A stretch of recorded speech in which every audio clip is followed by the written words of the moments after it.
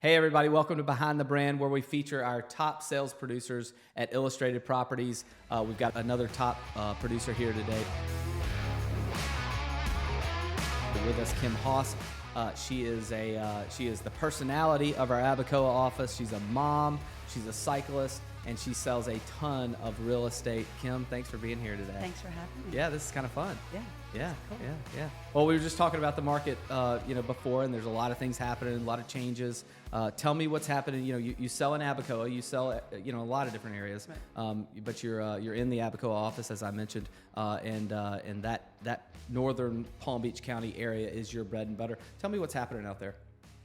Well, if the house is a really nice house, pristine, ready, like updated, recently updated, the houses seem to be in high demand and they are selling pretty quickly. Yeah. But if people perceive that they need to do some upgrades, like maybe get rid of the granite and put in quartz or do some kind of things, they sit there for a little bit. Yeah. Is the reservation on making repairs? Is it because it's difficult to find tradespeople and people that'll show up, or is it a lack of cash? What's driving that? I'm not exactly sure whether people do that, or maybe it's some people from up north that don't want to put the effort in. Yeah. Well, and they don't know anybody probably. So that's. And yeah. I mean, I offer people a lot of tradespeople that they can use, but it's just it seems like if it's in perfect shape and ready to go, it moves a lot quicker. Mm-hmm. Do you think that there's this this time period where we kind of have this shift in the market a little bit, and buyers don't necessarily know where we are, and sellers are on a different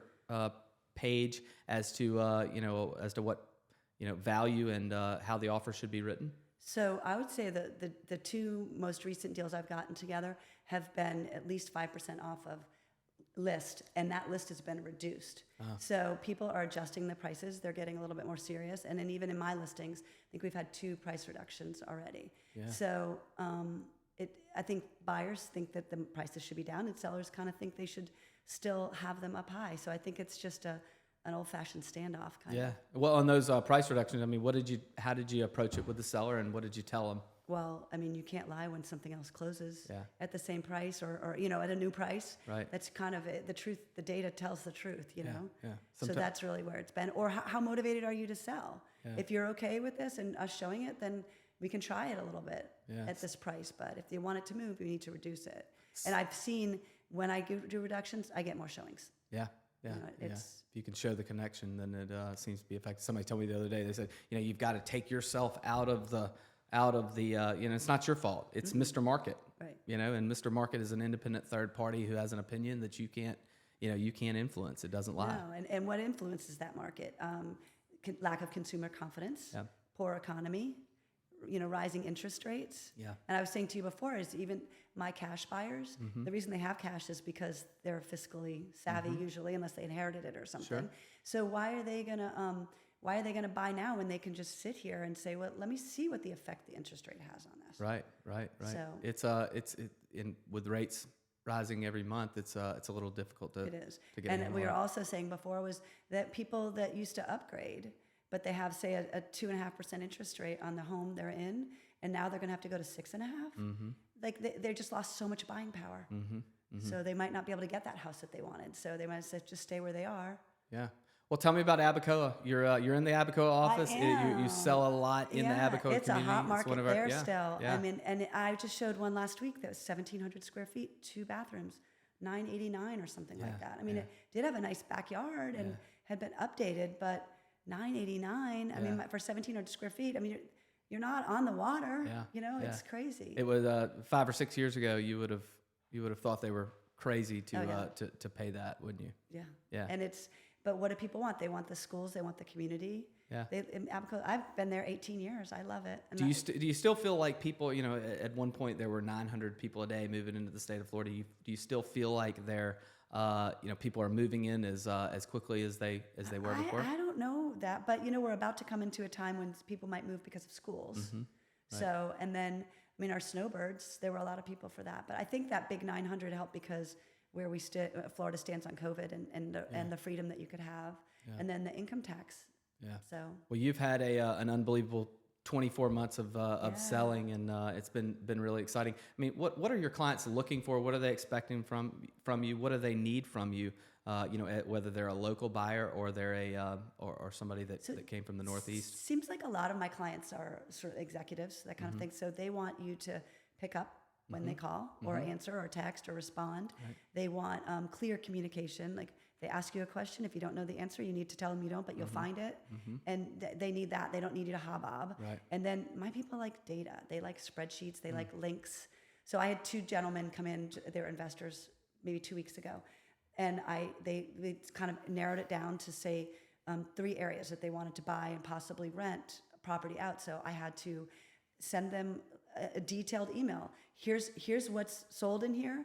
Here's a spreadsheet of every sold price per square foot, and then here's what you can rent for it. And that probably took me, for 3 communities, I mean, it took me well over maybe hour and a half. And but you know what? They haven't bought yet, but they're there and they have the information, and they know that I can present it in the way that they're used to seeing information in their business. Yeah. Do you know what I mean? So this isn't any different. So they expect that. They expect you to be clear. They expect it to be good data, and they expect it in a way that they want to see it. But you also have to listen to hear, what is it that they want? What kind of information do you need from me? Yeah. You know, what they're saying and what they're the words they're using are not necessarily always the same, and it's not their fault. They don't know what they want. Right. And so just that data is what they're looking for. A lot of them. Yeah. We were talking a little while ago about the challenges when you do get a contract, and navigating the inspection, and navigating the title, and all the things and all the steps that come in. And of course, you've got the insurance and HOA issues that we're working through here. I think that the customer used to view us as just being the marketer. Okay. And of course, now many times you're earning your commission when you get a contract and when you proceed towards closing. Is that what you're seing? Yeah, because I recently did a transaction with an inexperienced agent, and it's a big difference. Like they're just not dotting the I's and crossing the T's because they don't know. They maybe just weren't quite ready for that. So I think that's what they look for you. They make sure that you explain all the important dates, and that you follow through. I have one going on right now with an inspection. There was some termite damage, and it's still going on, but it's me chasing down the listing agent. Did you get the repairs done? And then we have to get the re-inspects done, and then we have to get the reappraisal done, and you just have to stay on it. I mean, I keep a dashboard. It's a paper, but it's good for me, that of everything that's going on, and it lists out like all the buyers I'm working with, all my possible listing agents, listing appointments, and then all my current deals. And I just have to, like, almost every day you're going through, what do I need to do for this person today? What do I need to do for that person? Because throughout the transaction, you don't just get the deposit and then that's the end, or just get the end of the inspection. I mean, you need to follow through and get them with the right insurance company, get them multiple offers on insurance, that kind of thing. Well, that's clear communication, and that's obviously one of the reasons where, for your success. All right, so I've got a kind of a fun question for you to close us out. If you could have dinner with anybody in the world, whether they're still with us or not, who would you eat with? So this is kind of funny for me. This tells you about me, is that I'm not really, I mean, I've been to a couple meet and greets at concerts, but I'm not really the one to really meet a celebrity or a politician, historian. That's not really my bag. Right. But I'm really into Sunday supper with my family. So for me, I would love to bring my ancestors back and hear their stories, have some laughs. Like, how did I get to be who I am, and how did my parents get to be who they are?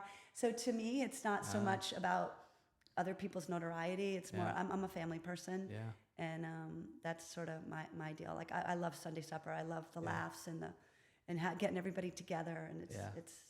That would be a heck of a Sunday supper. Yeah, wouldn't it? Yeah, absolutely. Thanks for everything that you do for Illustrated, and I love Illustrated. and thanks for what you do for our Abacoa office. We really appreciate you. And I appreciate you guys.